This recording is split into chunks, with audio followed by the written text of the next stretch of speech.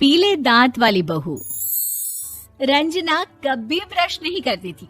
उसे कितनी बार उसके माँ बाप ने डांटा, लेकिन उसका कोई असर उस पर होता ही नहीं था, जिस कारण से उसके दांत पीले पीले हो जाते हैं।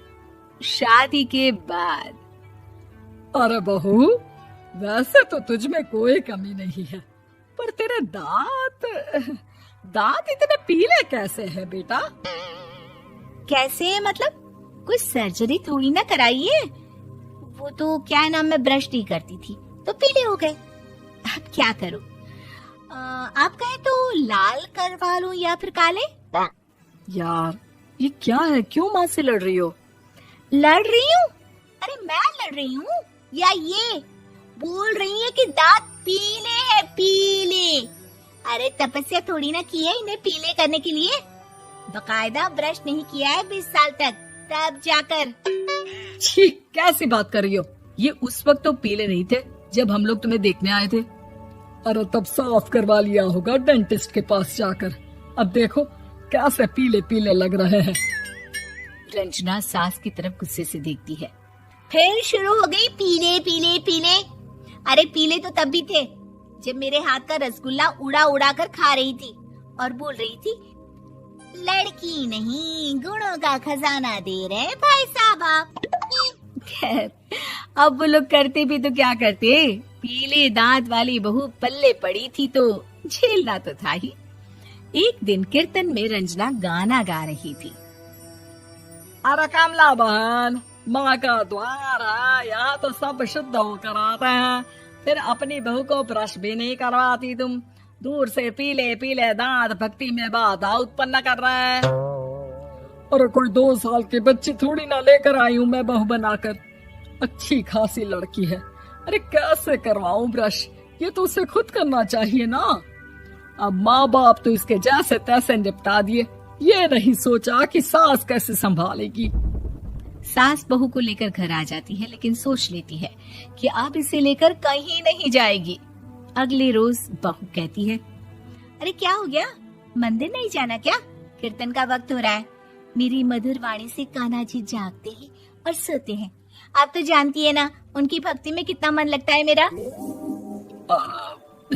वो क्या है ना, तबीयत ठीक नहीं लग रही है मेरी, आराम करूंगी मैं। तबीयत ठीक नहीं लग रही? अभी तो मिथुन के गाने पर नाच रही थी आप, और अब बोल रही है कि तबीयत ठीक नहीं लग रही। अरे भक्ति में मन लगा लो सासू माँ, ऊपर जाना है, क्या मुंह दिखाओगी आप? हाँ? सास को बहू की बात पर गुस्सा आ जाता है। मैं क्या मुंह दिखाऊंगी, इसकी चिंता तो ना कर, समझी? अपने मुंह की चिंता कर, जो ये पीले पीले दांत लेकर हर जगह पहुंच जाती है। पता है लोग कितना मजाक बनाते हैं। ना जी ना, मैं नहीं जाना कहीं तेरे साथ। तो ये बात है, कोई ना, मत जाओ, मैं अपने कमरे में ही बैठकर भक्ति कर लूंगी। ऊपर वाला दांत थोड़ी ना देखता है, मन देखता है, भावना देखता है। और अरे बस बस, तू सब कुछ दिखा, बस ये सफेद चमकदार दांत ना दिखाना किसी को, है? जा यहाँ से। बहू को सास की बात का कोई फर्क नहीं पड़ता, वो तो जैसी थी वैसी ही रह जाती है। सुबह नहाकर किचन में खाना बनाना, फिर खाना खाना, कीर्तन भजन करना और सो जाना। एक दिन, माँ जी मैं सहेली के घर जा रही हूँ, शाम को लेट आऊंगी। हाँ हाँ तो जाना, मैंने कौन सा तेरी आरती करनी है घर पर बैठकर। रंजना सहेली के घर जाती है, जहाँ वो पार्टी में जाने की तैयारी कर रही होती है। अरे शिखा, कहाँ जाने की तैयारी कर रही है? मैं गलत वक्त पर आ गई क्या? अरे नहीं यार, उल्टा सही वक्त पर आ गया। मैंने ये साड़ी और ज्वेलरी निकाली है यार, शाम को इनके ऑफिस की एक पार्टी में जाना है।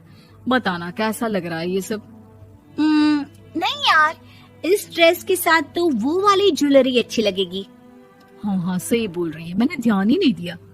वैसे तो हमेशा से मस्त फैशन सेंस रखती है। तो बड़ा जाती होगी ना पति के साथ पार्टी में। रंजना कुछ नहीं बोलती, बस सोचती है कि यार काश ये बात सही हो जाती, पर मैं क्यों नहीं जाती पार्टी में? क्या इन लोगों की कोई पार्टी होती नहीं होगी? रंजना घर आती है और रात में पति से सवाल करती है, एक बात बताइए, आप मुझे किसी पार्टी में क्यों नहीं ले जाते? क्या आपके यहाँ ऑफिस में पार्टी नहीं होती? पति बेचारा क्या कहता कि दांत पीले हैं तुम्हारे इसलिए। अरे कोई पार्टी होती नहीं हम लोगों के ऑफिस में, तो कहाँ से लेकर जाऊं? और मार्केट, मॉल, कहीं वीकेंड घूमना, कहीं तो। अरे यार, सारे हफ्ते में एक छुट्टी मिलती है, तो सोचता हूँ कि आराम ही कर लूं। क्यों? रंजना मन मार के रह जाती है। पहले कभी सास के साथ मंदिर जाया करती थी, लेकिन वो भी सास ने ले जाना बंद कर दिया। घर बैठी बैठी रंजना बोर हो जाती है। तभी उसे आइडिया आता है और वो मायके जाने का सोचती है। सासू माँ, 2 दिनों के लिए मम्मी के घर जा रही हूँ। अच्छा ठीक है, आराम से जा। और हाँ, माँ से कुछ अच्छी आदत सीख कर आना कि कैसे शरीर के हर भाग की तरह दांतों की सफाई भी जरूरी होती है, समझी? शुरू हो गई ना आप। वो लोग आपकी तरह नहीं है कि छोटी छोटी बात का बतंगड़ बना दे। उन लोगों के लिए मैं मायने रखती हूँ, ना कि मेरे पीले पीले दांत। रंजना माँ को बिना बताए उन लोगों को सरप्राइज देती है, लेकिन जैसे ही वो दरवाजे पर पहुंचती है, अंदर देखती है कि घर वाले कहीं जा रहे होते हैं। अब माँ, काश रंजना दीदी के दांतों वाली प्रॉब्लम नहीं होती, तो वो भी हम लोगों के साथ चलती ना बुआ जी की बेटी की शादी में। हाँ बेटा, लेकिन अब उसे कौन समझाए कि उसको उसके पीले दांत नहीं दिखते, लेकिन उसके आसपास के लोगों को कितना एम्बैरेसिंग फील कराते हैं। मुझे तो कितनी बार उसके स्कूल की टीचर ने शिकायत की कि उसके साथ कोई लड़की बैठना भी नहीं चाहती, और ना ही कॉलेज में कोई उससे बात करना चाहता था। लेकिन पता नहीं क्यों उसे ये बात समझ में ही नहीं आती। कोई कमी नहीं है उस लड़की में, बस यही कि दांत पीले हैं। वो तो भला हो जीजा जी और उनकी माँ का, जो दीदी को जैसी है वैसे ही रखा हुआ है। रंजना को अपने घर वालों की बात सुनकर बहुत दुख होता है। वो सोचती है कि वो क्या करे, लेकिन फिर वो सीधा डेंटिस्ट के पास जाती है, अपने दांत चमकाती है और कसम खाती है कि वो रोज ब्रश करेगी। अरे क्या हो गया? तुम तो 2 दिनों के लिए गई थी ना, पर कोई ना, अच्छा है, चलो आ गई तो। रंजना सास के सामने आकर खड़ी हो जाती है और पूरी स्माइल करती है, उसके चमकदार दांतों को दिखाती हुई। हैं? चले मंदिर। माँ, मुझे माफ कर दीजिए, मैंने आप लोगों को बहुत एम्बैरेसिंग फील करवाया। मैं आज से रोज ब्रश करूंगी।